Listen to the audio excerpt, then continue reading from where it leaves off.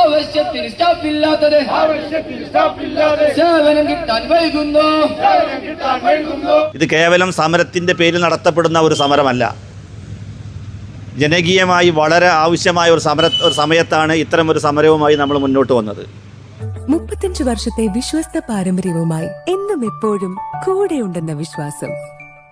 Basit wedding mall, Basith arcade, Poongottukulam, Tirur.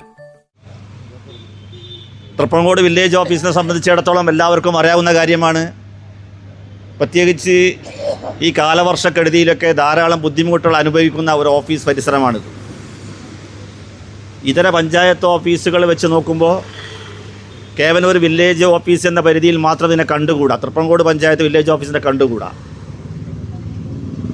തൊട്ടടുത്തുള്ള തലക്കാട് പോലെയോ അല്ലെങ്കിൽ തിരുനാവായ വില്ലേജ് ഓഫീസ് പോലെയോ മംഗലമോ അല്ല പുറത്തൂർ വില്ലേജ് ഓഫീസ് പോലെയോ അല്ല തൃപ്രങ്ങോട് പഞ്ചായത്തിൻ്റെ സ്ഥിതി. തൊട്ടടുത്ത മംഗലം പഞ്ചായത്തിലേക്ക് വന്നാൽ കാനേഷ്മാരി അനുസരിച്ച് 21,000 ആളുകളാണ് അവരുടെ കണക്കനുസരിച്ചുള്ളത്. അത് 24,000 പുറത്തൂരിലേക്ക് വരും. ഏകദേശം അതിനടുത്ത് തലക്കാട് വരും. എന്നാൽ നമ്മളെക്കാൾ ഒരല്പം കൂടുതലുള്ള 37,000 ജനസംഖ്യ വസിക്കുന്ന തിരുനാവായ പഞ്ചായത്തിലേക്ക് വന്നാൽ അവിടെ 2 വില്ലേജ് ഓഫീസാണുള്ളത്. തൊട്ട് താഴെയുള്ള മലപ്പുറം ജില്ലയിൽ തന്നെ ഏറ്റവും അധികം ജനങ്ങൾ വസിക്കുന്ന കാനേഷ്മാരി അനുസരിച്ച് കണക്കെടുപ്പിൽ 34,000-ലധികം ജനങ്ങൾ വസിക്കുന്ന തൃപ്രങ്ങോട് വില്ലേജിൽ ഒരൊറ്റ വില്ലേജ് ഓഫീസ് മാത്രമാണ്. അല്പം കൂടുതലുള്ള തിരുനാവായയിൽ 2 വില്ലേജ് ഓഫീസാണ്. തിരുനാവായയും കന്മനമല്ല അനന്താവൂർ വില്ലേജ് ഓഫീസ്. അപ്പോൾ ഇവിടെ മലപ്പുറം ജില്ലയിൽ ഒരു വില്ലേജ് ഓഫീസർക്ക് ഒരു സ്റ്റാഫിന് നമ്മുടെ തൃപ്രങ്ങോട് വില്ലേജിലേക്ക് സ്ഥലം മാറ്റി വരിക എന്ന് പറഞ്ഞാൽ തന്നെ ഭയപ്പാടാണ്. കാരണം അത്രയധികം ജനങ്ങളെ അവർ കൈകാര്യം ചെയ്യേണ്ടതുണ്ട്. വളരെ നേരത്തെ വരികയും നേരം വൈകി വീട്ടിൽ പോവുകയും ചെയ്യുന്ന ക്ഷീണിതരായ അവസരത്തിലാണ് ഇവിടുത്തെ ഉദ്യോഗസ്ഥർ നമുക്ക് കാണാറുള്ളത്. കാരണം ജനത്തിൻ്റെ ബാഹുല്യം കൊണ്ടാണ്. അപ്പോൾ ഇതര വില്ലേജിൽ നിന്നും ഏറെ ജനത്തിരക്കുള്ള ജനങ്ങളുടെ വിഷയം കൈകാര്യം ചെയ്യേണ്ട ഒരു ഓഫീസാണ് തൃപ്രങ്ങോട് വില്ലേജ് ഓഫീസ്. അങ്ങനത്തെ ഒരു വില്ലേജ് ഓഫീസിൻ്റെ ഓഫീസ് പരിസരം കാലഘട്ടത്തിനനുസരിച്ച് ഉയരാതെ വീണ്ടും താഴ്ചയിലേക്ക് പോകുന്നു എന്ന ഒരവസരത്തിലാണ് ജനങ്ങൾ കൂടുതൽ ബുദ്ധിമുട്ട് അനുഭവിക്കുന്നു എന്നൊരവസ്ഥയിലാണ് ഇത്തരം ഒരു സമരവുമായി തൃപ്രങ്ങോട് പഞ്ചായത്ത് UDF മുന്നോട്ട് വന്നിട്ടുള്ളത്. ഇന്ന് തൃപ്രങ്ങോട് പഞ്ചായത്ത് UDFിൻ്റെ നേതൃത്വത്തിൽ വില്ലേജ് ഓഫീസിലേക്ക് ഒരു ധർണാ സമരം നടന്നു വരികയാണ്.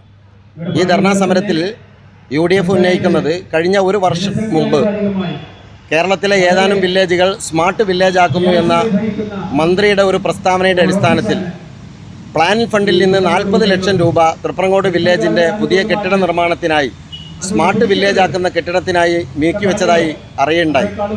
ആ സമയത്ത് കഴിഞ്ഞ ജൂലൈ മാസത്തിലാണ് ഇവിടെ പ്രവർത്തിച്ചിരുന്ന വളരെ 10-60 വർഷത്തെ പഴക്കമുള്ള ഈ കെട്ടിടം ഇവിടെ നിന്ന് വാടക കെട്ടിടത്തിലേക്ക് മാറ്റുകയും വളരെ പെട്ടെന്ന് തന്നെ സർക്കാർ അന്ന് പറഞ്ഞിരുന്നത് 6 മാസത്തിനകം പുതിയ സ്മാർട്ട് വില്ലേജ് കെട്ടിടം നിർമ്മിക്കുമെന്നായിരുന്നു.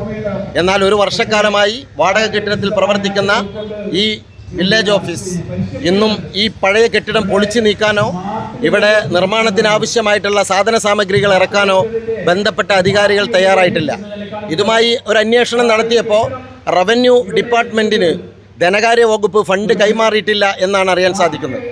ഈ സംസ്ഥാന സർക്കാർ വലിയ കടബാധ്യതയിലേക്ക് പോയിക്കൊണ്ടിരിക്കുന്ന ഈ ഒരു പശ്ചാത്തലത്തിൽ ഈ പ്രഖ്യാപനം വെറും പാഴ്വാക്കായി മാത്രം ജലരേഖയായി മാത്രം മാറുമോ എന്ന് ഞങ്ങൾ ആശങ്കിക്കുകയാണ്.